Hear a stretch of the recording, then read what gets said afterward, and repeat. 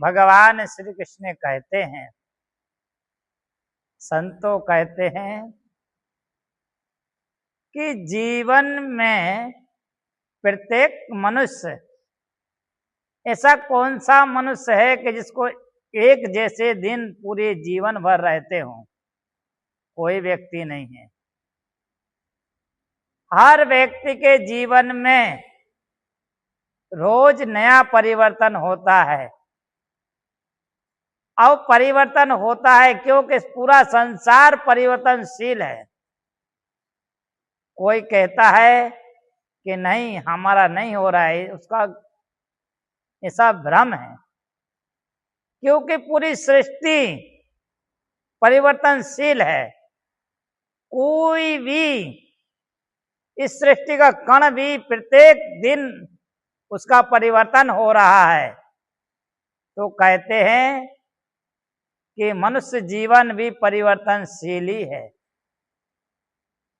अवस्था तो परिवर्तनशील है, स्वभाव तो परिवर्तनशील है, सुख सुविधाएं तो परिवर्तनशील है।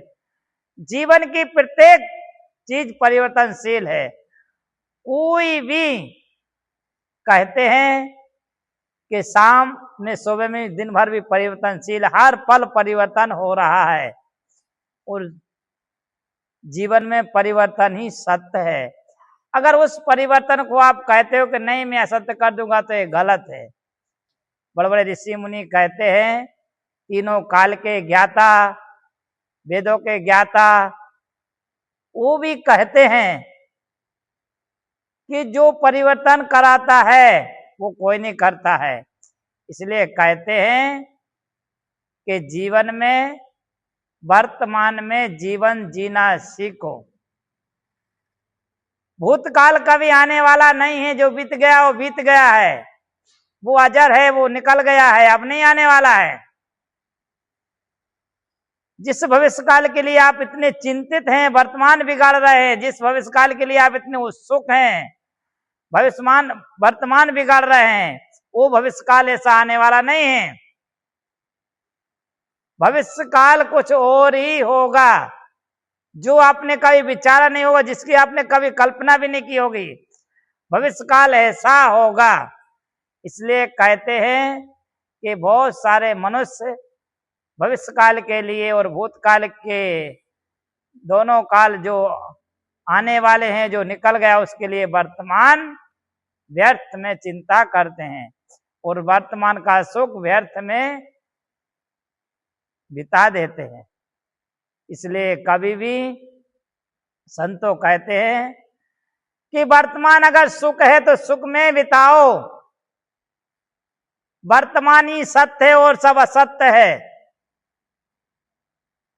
कहते हैं कि वर्तमान जो चल रहा है वो ही सत्य है और जो आप विचार रहे हो वो असत्य है। क्यों?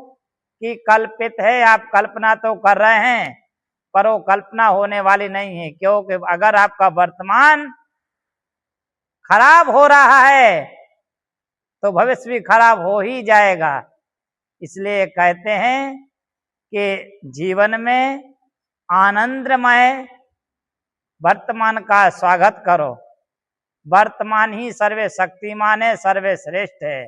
वर्तमान जो आना है वो आकर रहेगा और वर्तमान ही सर्वे श्रेष्ठ है, सर्वे पवित्र है, सर्वे शक्तिशाली, सर्वे सुखमय है। जो संतों के अधीन रहते हैं, जो संतों की आज्ञा का पालन करते हैं, वो वर्तमान में सुखी रहते हैं और वर्तमान में सुखी हैं तभी उनकी कीर्ति और विजय है।